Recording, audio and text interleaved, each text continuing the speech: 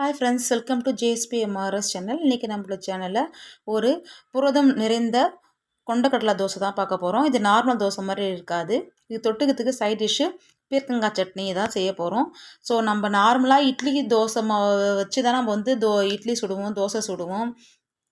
அந்த மாதிரி தான் நம்ம பார்த்துருக்கோம். ஸோ இதில் வந்து பார்த்திங்கன்னா கொண்டக்கடலை சேர்த்து செஞ்சது ரொம்ப டேஸ்ட்டாக இருக்கும், ஹெல்த்தியாகவும் இருக்கும். வாங்க எப்படி சில நேரத்து வீடியோக்குள்ளே போய் பார்க்கலாம். இட்லி அரிசி ஒரு 8 மணி நேரம் ஊற வச்சுட்டு 1/4 கிலோ, ஒரு 150 கிராம் கொண்டக்கடலை ஊற வச்சிடலாம். நான் வந்து பார்த்திங்கன்னா கருப்பு கொண்டக்கடலை எடுத்திருக்கேன். கூடவே உப்பு சேர்த்து தண்ணி ஊற்றி நம்ம அரைச்சி எடுத்துக்கலாம். இந்த டேரெக்டாக நம்ம அப்படியே ஊற்றக்கூடாது. ஒரு 3 ஹவர்ஸ் வந்து அப்படியே விட்டுடலாம் அந்த மாவை அரைச்சிட்டு. ஸோ இது அப்படியே ஊற்றினா கொஞ்சம் மண் மாதிரி வந்து டேஸ்ட்லெஸ்ஸாக இருக்கும். அதுக்காக நான் என்ன பண்ணியிருக்கேன்னா, நம்ம ஆல்ரெடி வீட்டில் இட்லி மாவு அரைச்சி வச்சுருப்போம் இல்லையா, ஒரு 2 கரண்டி லாஸ்ட்டாக மீதி ஆகும் பார், அந்த வந்து நம்ம இதில் எடுத்து ஊற்றி மிக்ஸ் பண்ணிக்கலாம்.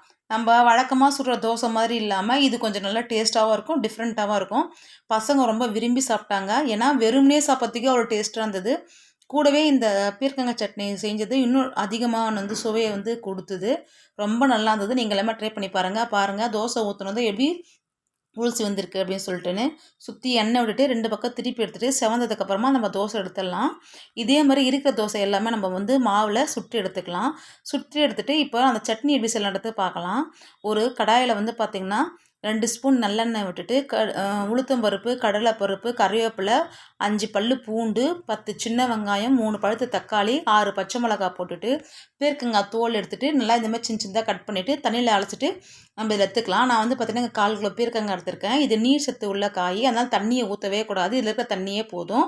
நம்ம வந்து புளி கொஞ்சம் ஊற்றிக்கலாம். பாருங்கள், ஃபஸ்ட்டு போடும்போது எப்படி இருந்தது, இப்போ வெந்ததுக்கப்புறமா வந்து அளவும் குறைஞ்சிச்சு, அந்த காயிலேருந்து தண்ணியை நிறைய வந்துடுச்சு. ஸோ இந்த ஸ்டேஜ் வந்ததுக்கப்புறமா ஸ்டவ்வை ஆஃப் பண்ணிவிட்டு நம்ம வந்து பார்த்திங்கன்னா வாசனைக்காக கொத்தமல்லி கொஞ்சோண்டு போட்டுக்கலாம். ஒன்றா போட்டுட்டு நம்ம இதை ஆற வச்சிடலாம். ஒரு 10 to 15 மினிட்ஸ் வந்து பார்த்திங்கன்னா நல்லா ஆற வச்சுட்டு ஜாரில் எடுத்து நம்ம போட்டுட்டு அரைச்சி எடுத்துகிட்டு வந்துடலாம். இதுக்கு தாளிப்பும் கொடுத்துடலாம். எண்ணெய், கடுகு, சீரகம், உளுத்தம்பருப்பு போட்டுட்டு அந்த அரைச்ச விழுது குறைன்னு அரைக்கணும். டேஸ்ட்டு சூப்பராக இருந்தது, அல்டிமேட்டாக இருந்தது. நீங்களாம் ட்ரை பண்ணி பாருங்கள். தேங்க்யூ ஃபார் வாட்சிங்.